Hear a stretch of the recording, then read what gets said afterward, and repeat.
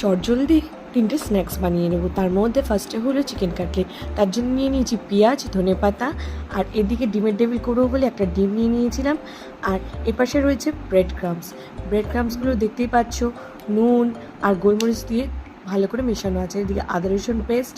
Chicken cutlet তৈরি করার জন্য চিকেন নিয়ে নিয়েছিলাম, যেটা করে নিয়েছিলাম গ্রাইন্ডারে মিক্স, আর তার মধ্যে মিশিয়ে নিয়েছিলাম আদা রসুনের পেস্ট।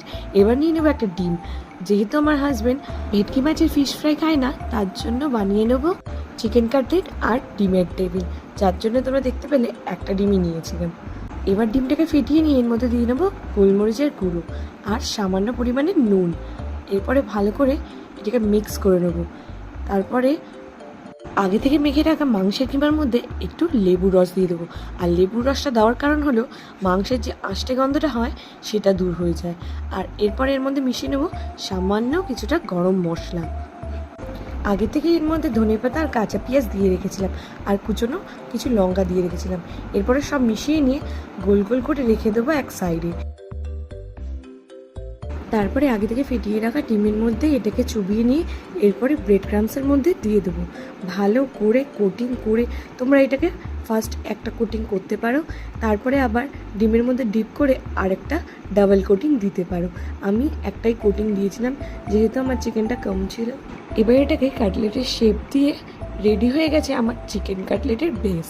এরপর এটাকে তেলের মধ্যে দিয়ে ফ্রাই করে নেবো চটপট। কাটলেট রেডি হয়ে যাওয়ার পর এবার বানিয়ে নেবো ডিমের টেবিল। প্রথমত কড়াইয়ের মধ্যে কিছুটা তেল দিয়ে তার মধ্যে পেঁয়াজ দিয়ে আদা রসুন পেস্ট দিয়ে আলুটাকে ভালো করে একটা চোখা বানিয়ে নিতে হবে। আলু চোখাটার পুর দিয়ে ভালো করে কোটিং করে নিতে হবে ডিমটাকে। এইভাবে ভালো করে গোল গোল করে একটা শেপ দিতে হবে ডিমের আকারে। ডিমের মধ্যে ভালো করে ডিপ করে নিয়ে ব্রেড ক্রাম্পসের মধ্যে ভালো করে কোটিংটা করে নিতে হবে। সন্ধেবেলা স্ন্যাক্সে যদি এরকম কিছু টিফিন করা যায় তাহলে তো সবার খুব ভালোই লাগে। আর আমরা বেশিরভাগ মানুষই ফাস্টফুড খেতে খুবই ভালোবাসি, তার মধ্যে ডিমের টেবিল, ফিশ ফ্রাই এগুলো হলো মেন। এরপরে আমরা এই ডিমের টেবিলটাকে ফ্রাই করে নিলাম। আগে থেকে তৈরি করে রাখা ফিশ ফ্রাইগুলোকেও তেলের মধ্যে ছেড়ে নিলাম, একসাথে ভেজে নেব।